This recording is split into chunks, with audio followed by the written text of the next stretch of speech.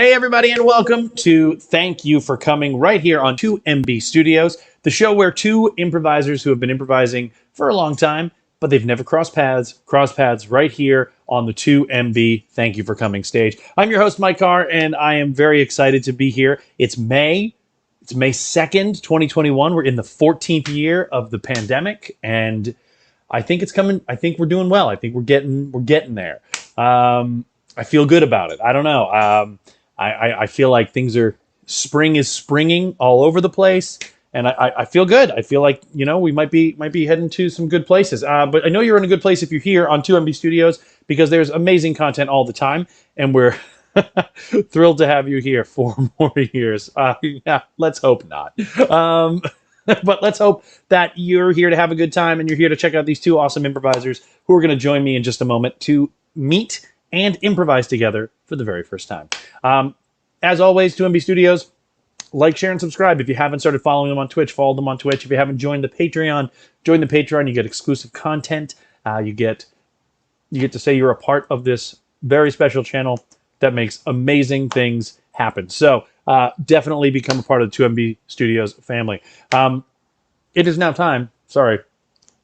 I had a piece of grape stuck in my mouth, and it was making my talking weird. So now that means that's my cue to transition into our awesome guests. So I'm going to bring them out so you can meet them out there. First, it's night here, but it's not night where he is. Out in Seattle, joining us, please welcome Tony Beeman. Hello. How are you, buddy? I'm good.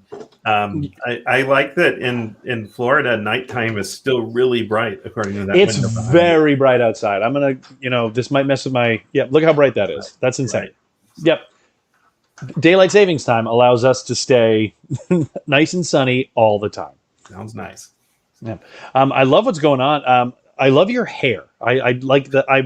I'm toying with new haircuts, and I like the really close on the sides and back look, but I haven't been able to go for it yet. So I'm living vicariously. Easy to do in COVID, just shave the sides, and I'm just committed to it now. So. Nice. Yeah, you're committed.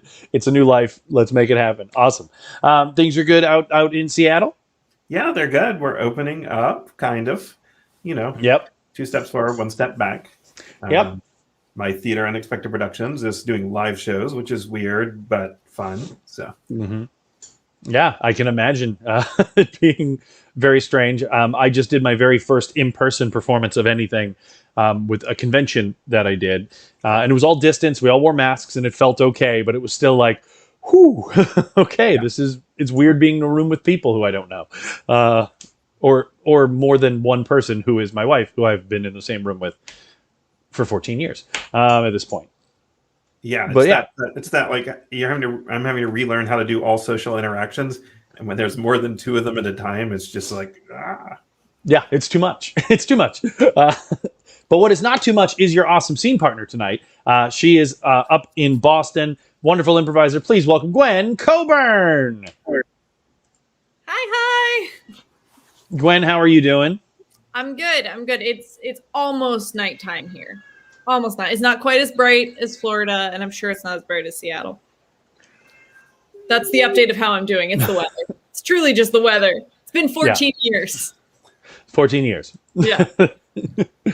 Getting some love from the chat, Gwen. Love the Wonder Bread is happy to see you. Great. So, Tony, Gwen, meet each other. It is. It's great to meet you. Good to meet you. I'm sorry I'm not wearing a mask, but That's okay. In Massachusetts, they just said that outside is okay. And you are outside of my home, so. Okay, we'll take it. So. Yeah, absolutely. I'm excited to have you both play. So what I like to do in the show is just to kind of get the show started. We're just going to chat a little bit. I know I've asked you each to bring a get to know you question. I have some other silly get to know you questions just to kind of get us talking. This first one, I asked it last week, but I really liked it. So I'm very interested to hear the answers on this one. And it's just a very simple question. What is your favorite strange food combination? This is one of those questions. Inevitably, it comes out. If we were at a festival, we were chatting, we'd be at a diner somewhere, and someone would get, I remember the weirdest thing I saw for a while was mayo and French fries. I thought that was very weird, but then I ate it and I loved it. Changed the game. But at first, I thought it was weird. So thinking about it, what are some of your favorite? What is your favorite weird food combination? Either one of you can answer, and I can fill if you need to think more. I think I have one, which I can't get here, but it's poutine, but replace the gravy with like butter chicken or chicken tikka masala, like basically Indian curry. Poutine is like I can only get it when I go north of the border, and it's amazing. Can I ask a question? Uh-huh. Is it still cheddar cheese curds? I've had it both ways. I think it doesn't need it, honestly. Especially if you sometimes they'll put the chicken in it, and then it's really just chicken tikka masala on French fries. I act like you couldn't just recreate that by going to 2 restaurants here, but I'm about to recreate that as soon as we hang up. So yeah, that does sound really good. Yeah. So the favorite thing throws me a little bit, but duck sauce with anything is the answer to that. And I've proven this. I'm not someone who like has trouble combining foods. Like my foods can not only touch, but like 1 bite, 2 bite can coexist and mingle. It's fine. But I'll eat duck sauce on anything. And I remember one time, I think in like college, someone was like, well, but there's limits to that, right? And so I drank duck sauce with milk to show that there were no limits to that. I think of people who I'm comfortable with it too. It's like Venn diagram plates where you're just like, what's the exciting intersections? Fine. Yeah. And like sometimes you just have like 2 cravings at once and you're like, I like kind of want to be eating this chocolate chip cookie, but I also kind of want to be eating this pickle. And like, if my brain can separate those 2 things out, it's fine. Now, would you put like a chocolate chip cookie and then like a dill pickle slice, like the sliced dills on top of the cookie and just eat it like that? No, because like that's making a new food. Like I am like it has to be discovered and not manufactured. Yeah, I'm like splitting my consciousness when I eat. I'm like, okay, part of me is eating pickles, part of me is eating cookies. I'm just really impatient. Those wind chimes mean we're out of time. So I'm sorry. No. Is that at your house? It is. My wind chimes, I love my wind chimes. My neighbors did not love my wind chimes. So I put them inside. And today is like the first day that it was like not windy enough that it was a problem to have the wind blow through and blow the wind chimes, but like windy enough that it would make noise. So taking advantage. Nice. Yeah, I agree with Raj Gentleman. Chime, chime, chime it up. Chime, chime, chime it up. Chime, chime, chime it up. Excellent. So both of those food, the word, strange food combinations, no, those both sounded absolutely fantastic. I would eat either one of those, to be honest. Pickles and cookies or French fries topped with chicken tikka masala sounds also very delicious. Oh, that dog bark means that we're back in time. We have more time now, so it's great. Cheers, ladies and gentlemen. I'm excited to learn all the sound cues. Yeah, I'm learning them as I go. What sound cue changes the whole show. It's a heavy sound cue based show. It really is. It really is. All right, so this is one that I was thinking about because I love. I don't know if you all love movies or watching movies, even bad movies. So, talk about the worst movie you've ever watched. Gwen, you had an immediate reaction. I did, and I guess I'm going to tell this story. Because like once your brain goes there, I can't search for anything else. In college, I went to the dollar store with a relatively new friend of mine, and we got like a bad kung fu movie from like the dollar bin, and we were gonna watch it. We ended up getting snowed in, but luckily his roommate was out at like a party, so I ended up sleeping in his roommate's bed. But it was like on all night. And we fell asleep watching it, and I woke up, and some part of the movie was like definitely softcore porn,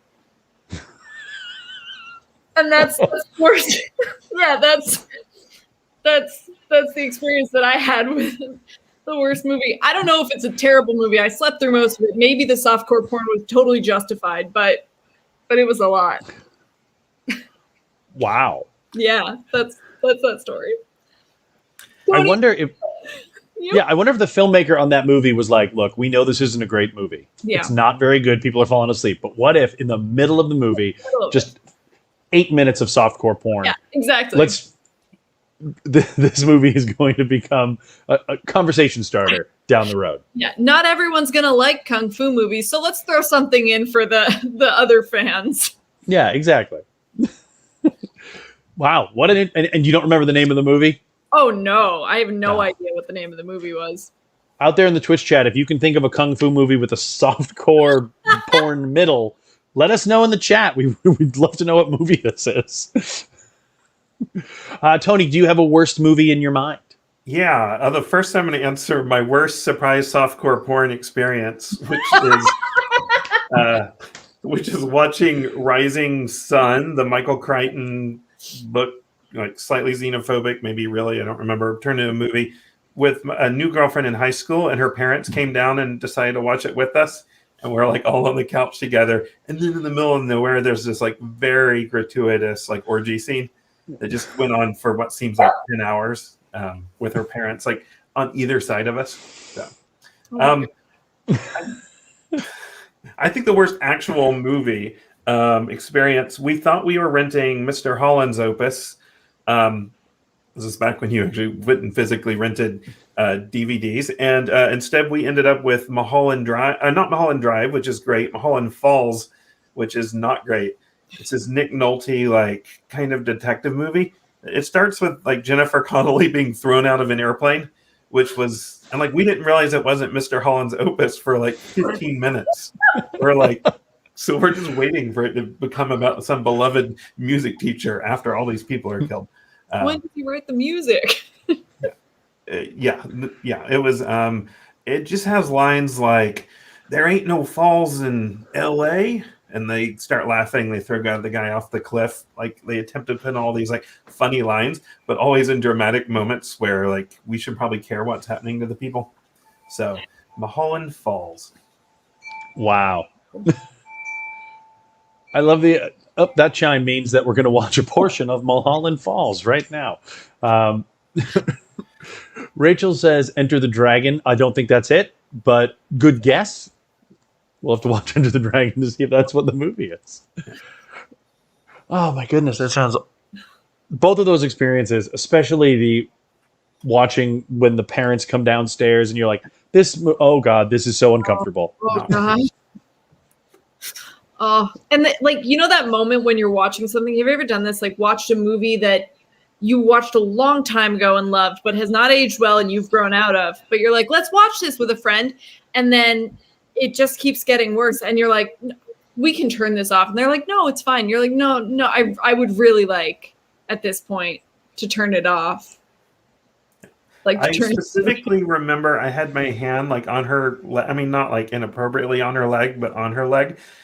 And the scene comes on, it's like, maybe I shouldn't have my hand here, but if I move my hand, that will be obvious. And that will make, and it's like, my whole monologue is probably just about my hand on her leg and like whether I should move it or not. So. It's a good monologue. Yeah. You should use that. So this is, I would love now, this is the portion of the show where you ask each other the question that you prepared so we can get to know each other a little deeper. So Gwen, do you have a question for Tony? I do. Tony, if you could design your ideal house, what would it look like and what would it feel like? I literally just moved into a house I kind of designed. So I'm like, what if I had infinite money? It needs this. It needs to be like when I get up, it needs to be a kind of a conveyor belt from my bed to coffee to like the shower, then back to coffee, and then kind of out into the world. I have a tiny Boston Terrier, and I would like a series of tunnels that she can like move herself through without getting in trouble, that I can close and open when I want her to be present. And I'm a photographer, so it needs to be entirely covered with birds, but also somehow magically next to like theater and bookstores and coffee shops. Coffee's pretty important if you haven't. 3 times. Came up 3 times. It's pretty good. Are you having coffee right now? Yes, I've got. Yes. Yeah, right here. Excellent. Oh, and I also, even though I've got a million hobbies, everything needs to be sucked away so I can pretend like I live in a minimalist fashion, where I have a million distractions all the time. Mm-hmm. Yeah, lots of compartments. Yes. Yeah, I love the idea of little tunnels for the dog. Like, I want to build those into my walls now so that she can just run through the walls, and that'd be fun instead of the rats that live in my walls. Long story. It's okay. It's okay. They do that with for guinea pigs, I think, but then they eat them when they grow up. So. Wait, say all that again. Guinea pig is like a delicacy. Like, you make soup out of guinea pigs, so they actually let the guinea pigs live in tunnels they build in their walls until they're ready, and then they cook them. At least that was true in the house I stayed in Peru. Oh, wow. So. That's also a central plot to the point of Mulholland Falls. Yeah. Tony, do you have a question for Gwen? I do.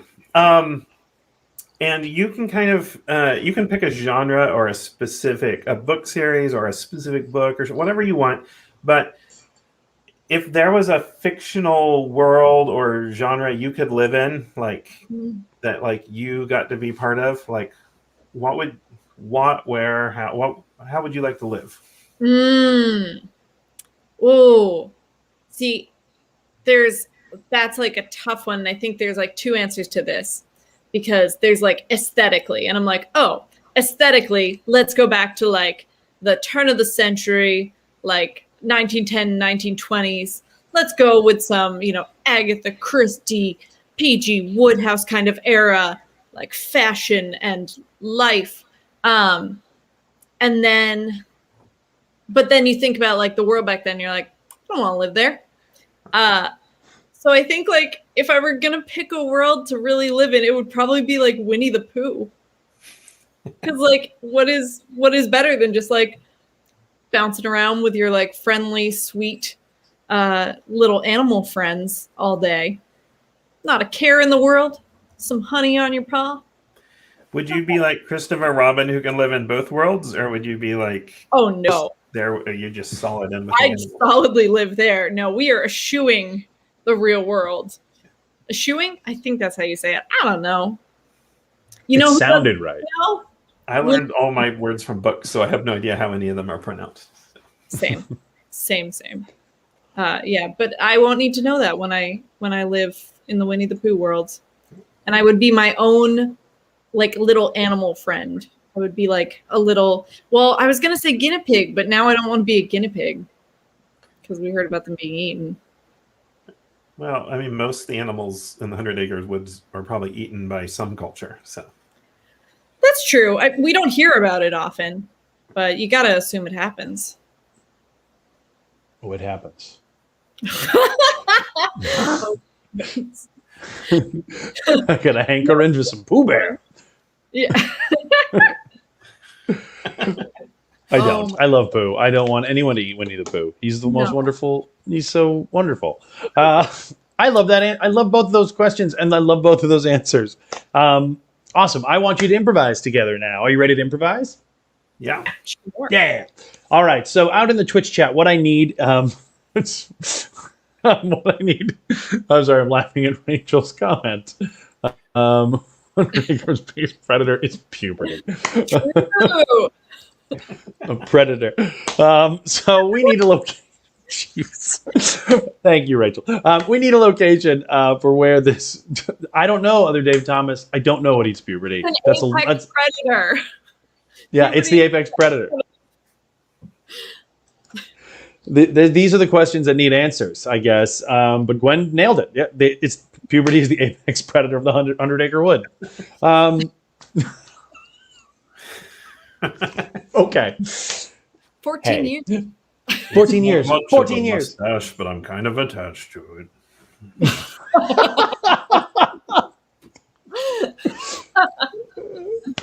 Oh God. now Jurassic puberty. Okay, I'm loving it. All right, we need a location. We need a location other than the 100-acre wood for Tony and Gwen to improvise in. They will they will do a scene in that location. The scene must start with the line, "Thank you for coming." One of them will say it. I don't know which one yet. We'll find out when we go into the scene. I love this suggestion from Rachel Andelman.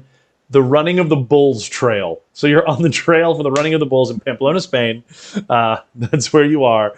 So that's where the scene is going to take place. I'm going to pop you both into the green room. So away you go. And in just a moment, we join them on the trail for the running of the bulls. Thank you for coming.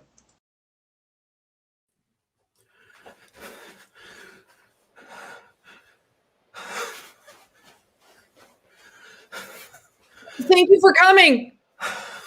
You're welcome. It means a lot, you know. There's been a lag in attendance the past couple years, so thanks. Yeah, I thought it would be more than just me when I read about this.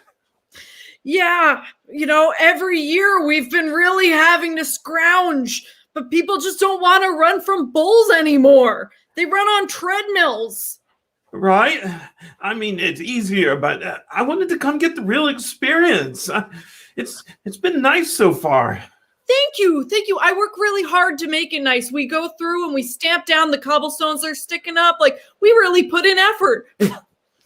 Hey, can we take a break for a minute? Oh, God, yes, please. Whew.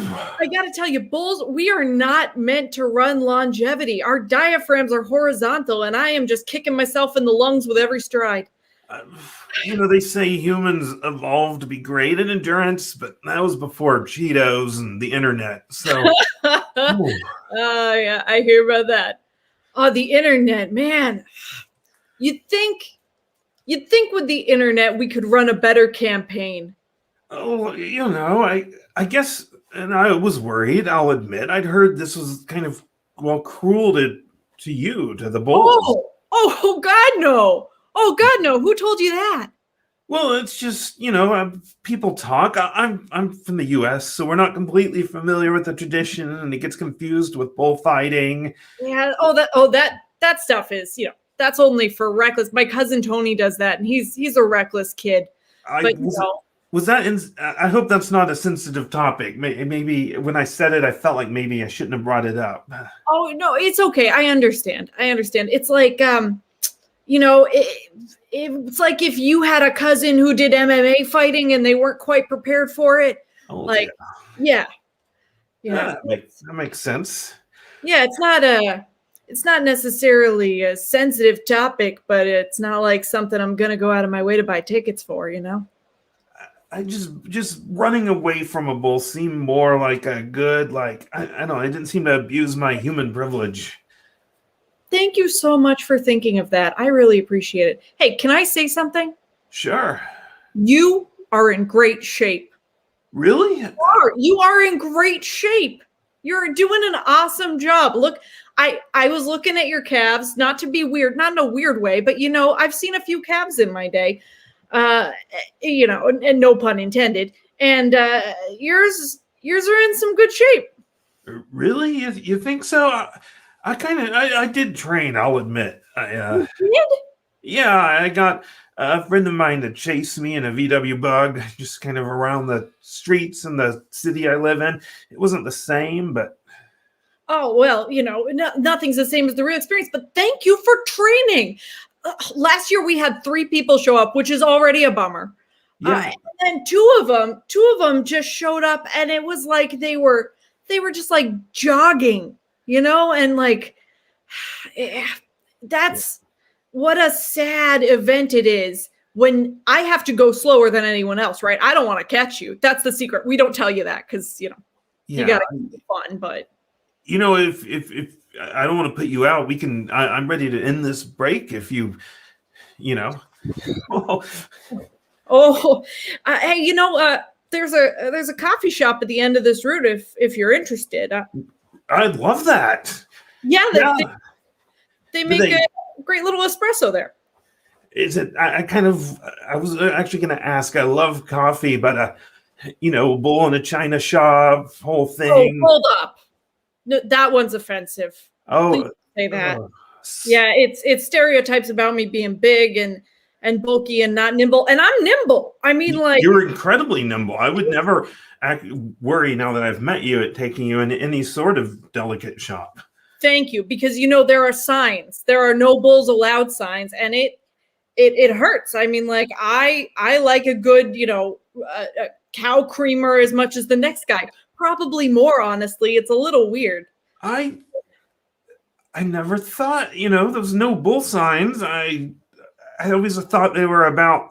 I never realized how it would feel to day after day run into no bull T-shirts, no bull signs. Yeah, I mean, you've hit the nail on the head there. That it's not just the china shop. This whole, don't give me no bull, and I'm like, hey, buddy, I'm just trying to run a foot race. Yeah, I'm not gonna use that term anymore because you're very authentic. You're frankly one of the most authentic people I've met on this trip, or animals, or I don't know, as people. Do you count as? Do you include yourself as people? I count myself as a citizen of España. Right. So, there's that. Hey, do you mind if we just finish this one out for old time's sake? I mean, Oh yeah, of course. It's like a long-standing tradition, My granddaddy used to tell me all about it, how he chased a man. He used to tell me he gored a guy once, but I don't think he did. If you wanted to trample me like just a little, I wouldn't mind. Could I just like flat tire you for a second? Yeah, sure. I mean, you've got nationalized health care here, right? Yeah, it's a great place to live. Honestly, it's a real good bargain. And that's fantastic because I colic like, I don't know, once or twice a season. Just a little trample, enough that we can still get coffee, huh? Yeah, I think so. Ugh, ah. Oh God, are you okay? Right. Oh God, are you all right? I'm fine. Just a little, just a little leg injury. Oh no, this wasn't how it was supposed to end. No, don't cry. That's what I wanted to happen. Really? I wanted to feel something. Look, the human world's not. It's not all it's made up to be. Everyone suppresses their feelings and plays it safe all the time. It's what comes of being a non-horned, non-hard-hooved animal. We're fragile and we protect each other, which is good, but sometimes I just want to have a real moment. And that was a real moment. I wonder, I should call Tony. I wonder if that's how it feels to be a bull in a bullfight. I imagine, but I don't know. I mean, the bulls get hurt, the people get hurt. But maybe that's what it feels to be real. It's to get a little hurt. Yeah. You know what? Next year, come on back. I'm going to leave the cobblestones unpounded. Really?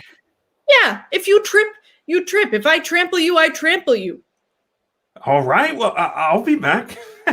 I'll cover myself in red. I'll train twice as hard. That's also a really offensive stereotype, the red thing. That's not a thing. Oh, you're not? You're... Oh, no, it's not a... Yeah, I wouldn't say that around other bulls, I won't tell them you said that. I appreciate you letting me know. I'd heard you didn't like it. You do like it. I mean, it's as fine a color as any, My personal favorite is like a nice taupe, but then again, I'm a neutrals kind of guy. Right. Well, I don't. Maybe we've misunderstood all these years. Maybe when you wave a red cape in a bullfight, it's just maybe we've been offending you all. That sound means we need to keep running.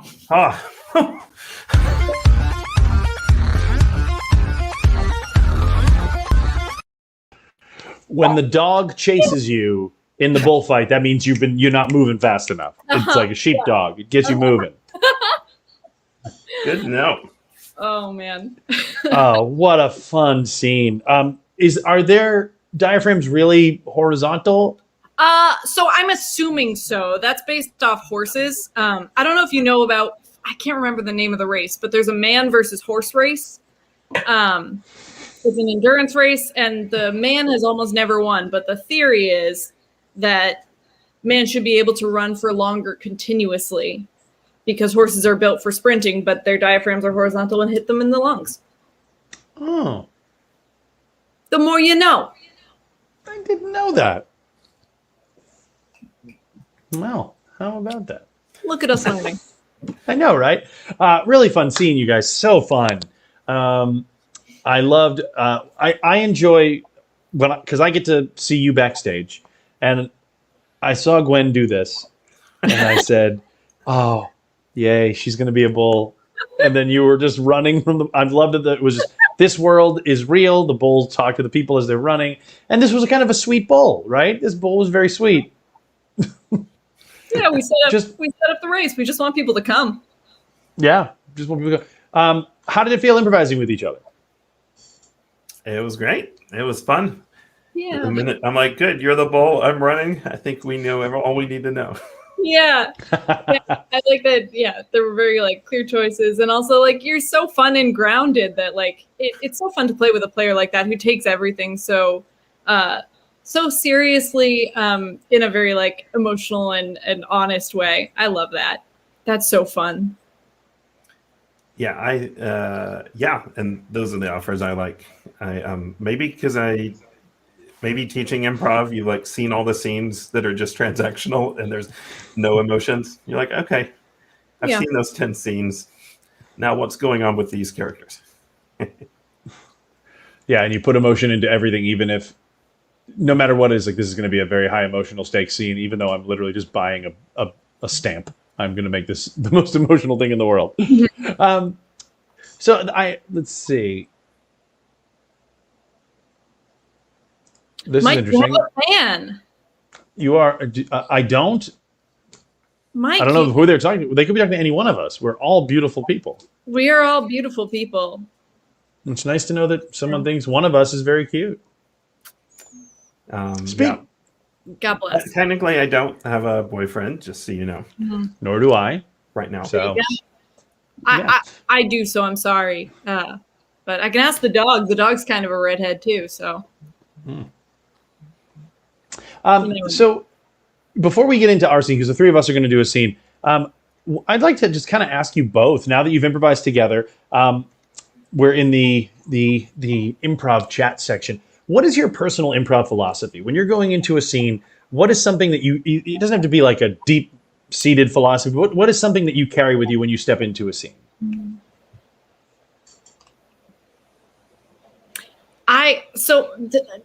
This is like kind of a double-edged sword, but something that I say a whole bunch lately, both just like in life for myself and in class, is nothing matters less than this. And I think sometimes people get worried about that because they're like, oh, you're asking me to not take this seriously or not be grounded about it. I'm like, no. I think the fact that nothing matters less than this means that you can afford to invest emotionally and make mistakes and be there, right? Because it's not going to long-term change my reality in the outside world. So I can afford to step on stage and be emotionally invested with you and put my feelings there, or just do my best. Yeah, it's funny how that, like, once you're like, this doesn't matter, it frees you up to truly love what's happening at the same time. Yeah, exactly. I love that it doesn't matter. Like, I love that nothing matters less than this. I love it.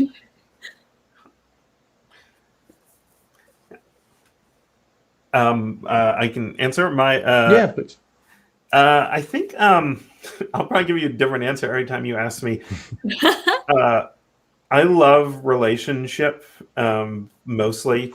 You know, different theaters have different ways of putting it. We do Crow, like character, relationship, objective wear, and all I mostly like, the thing I care most about is always relationship. And it's for me, it's like, it's the genre theater.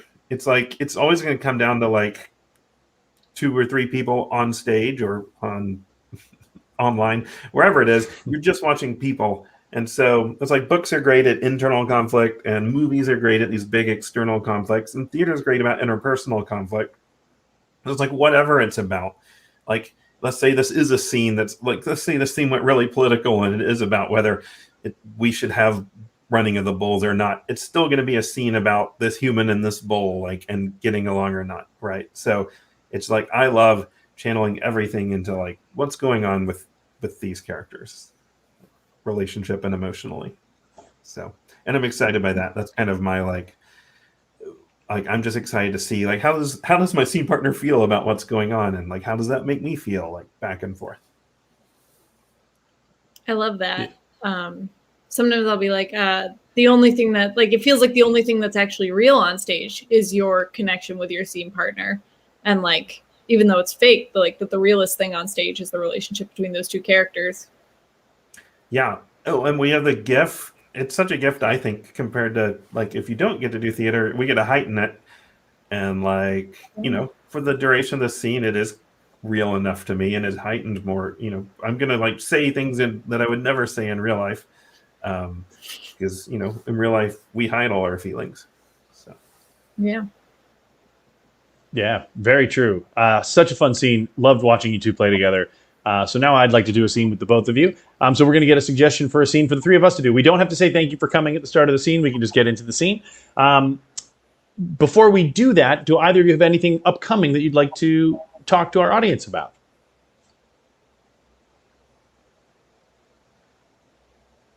And if not, that's fine. Sure. I don't have anything upcoming live yet, but hopefully when things are live again, I'll be doing my show Sad Girl Songs. And in the meanwhile, I'm writing things and putting them out with various publications. So you can find out more about all of that my website, which is just gwencoburn.com. Or you can follow me on Instagram if you like dumb memes, which is Sad Girl Songs Gwen. Because our theater's just coming online, we're throwing everything at the wall, but I'm in Unexpected Productions. We do have a Twitch show. I just finished a live storytelling show. But what I love is genre work. So if you go to tinybeeman.com, while I'm performing, I haven't been posting a lot, but I will often post like genre resources and sort of explorations of that stuff. So you can always find me there. Awesome. For the meantime, you're going to be able to find the three of us at a log cabin Airbnb. Ooh. So that's where our scene is going to take us. We're going to be at a log cabin Airbnb.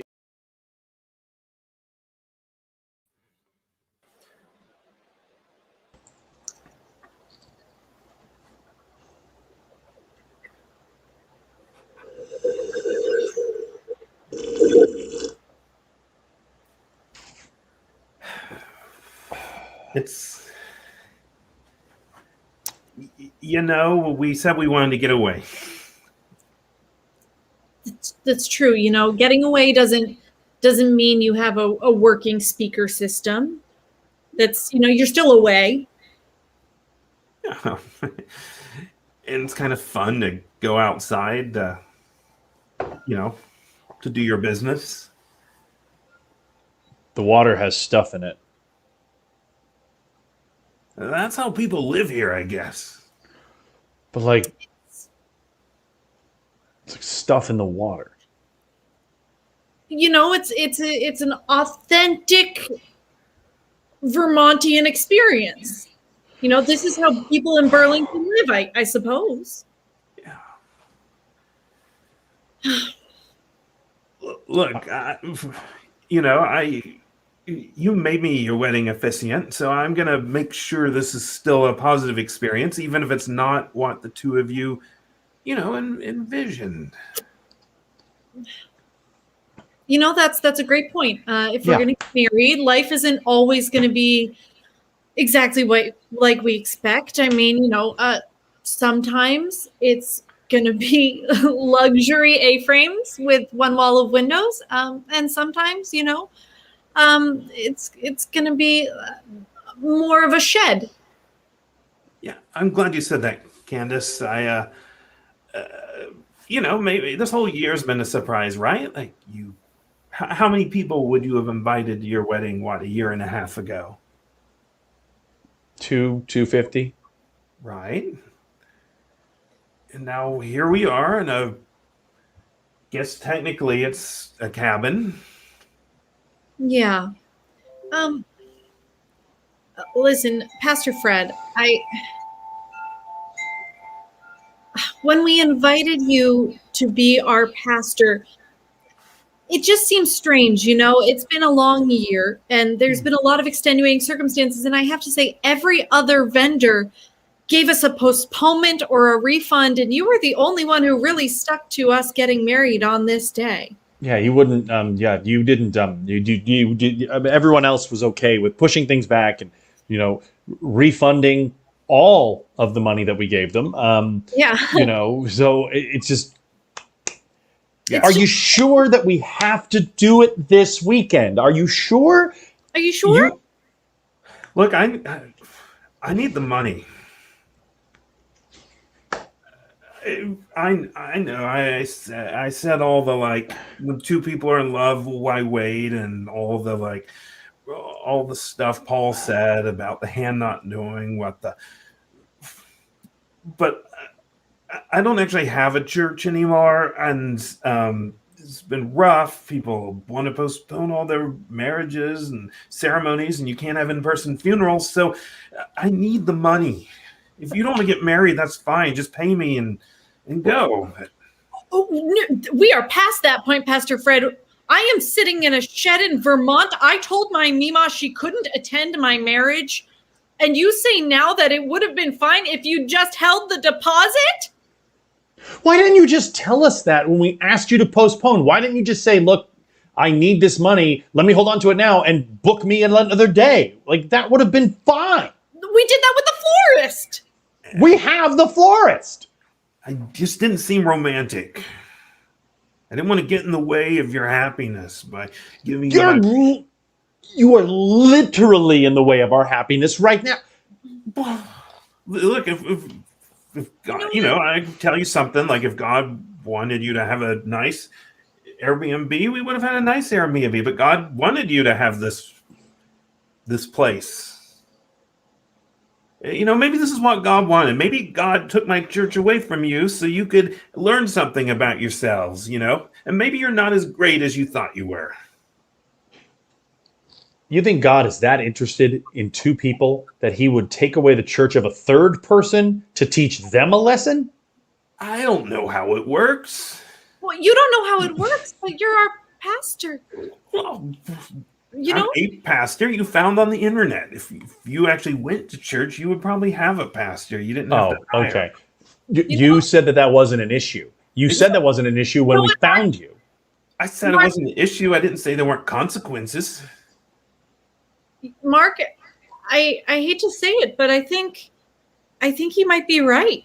I mean, not that he's right. He's certainly wrong. His actions are wrong, but what kind of charade were we playing when we hired a church and a pastor? And that's not who we are. Did we just feel like we needed to pretend to be people we're not? I mean, is that a way to start a marriage?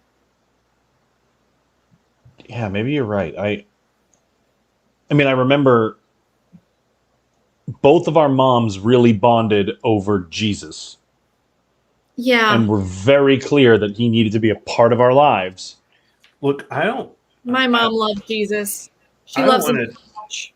Tell you how to do this more than I already have, which I now recognize as maybe more than you wanted. But honestly, I will put this on my website. I am happy to do this however you want, and I will just say it was religious. Mark, I've never read the Bible. I know I keep quoting it, but honestly, it's been Grateful Dead lyrics and I just haven't been caught. That's how I got through seminary. That's great. The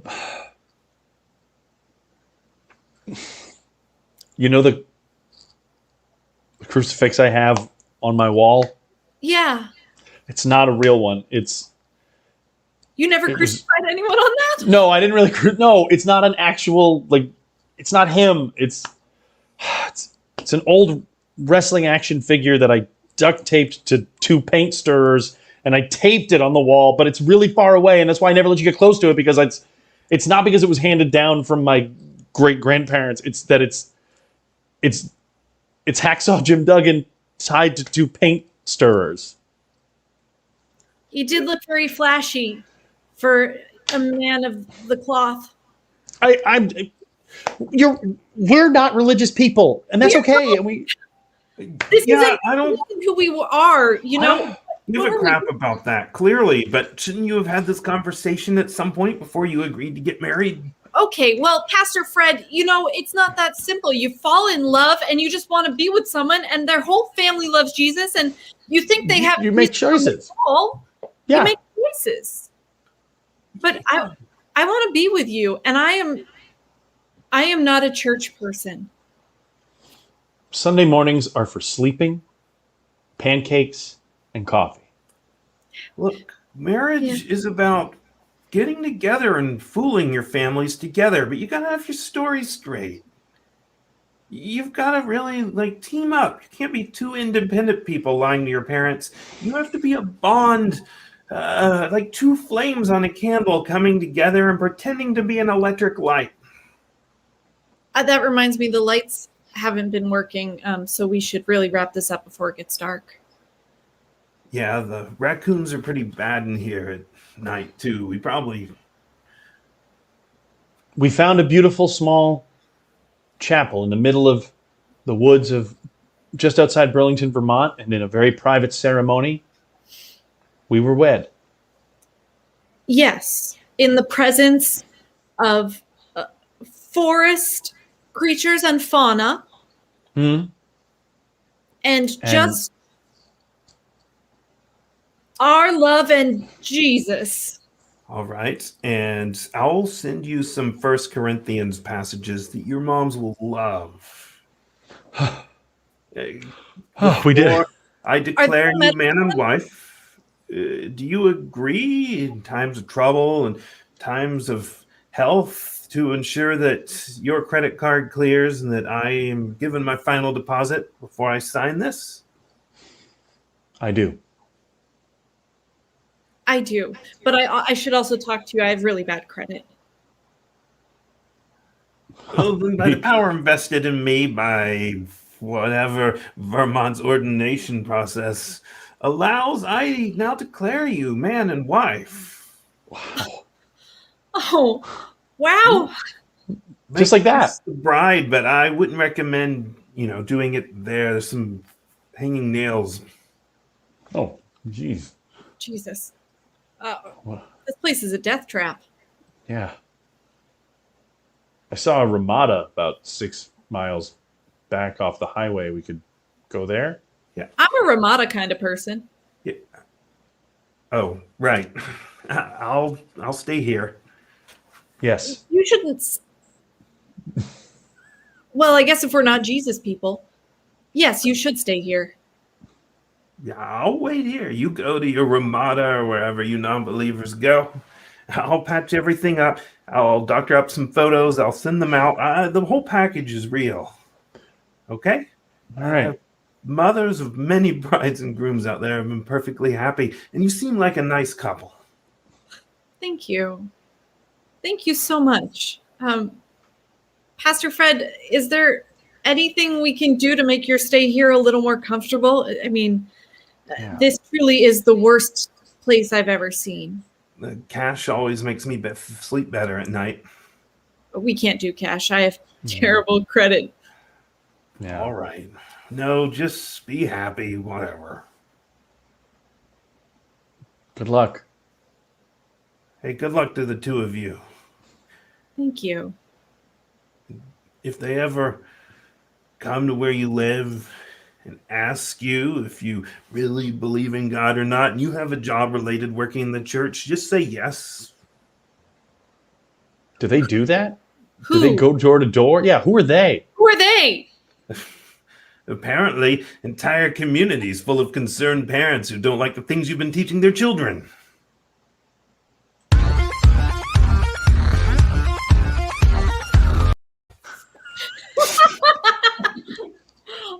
Oh no! Yeah, that was.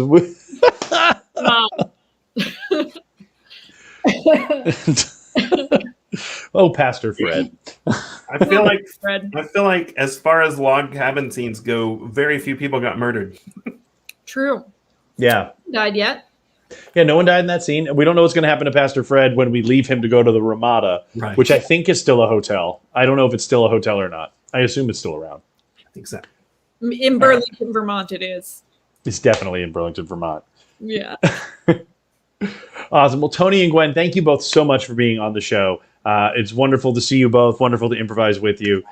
So thank you both very much. Yeah, thanks for inviting me. Nice to meet you. It was great to meet you. Of course. I'm so glad you both came. Thank you very much. And of course, stick around right here on 2MB Studios at 8 o'clock. Glitty Litter it's a competition show. Super fun. That starts at 8 o'clock. So it's just 8 minutes away. So stay here. Watch that show. We're going to go. Gwen, Tony, all of you, thank you for coming. Bye-bye.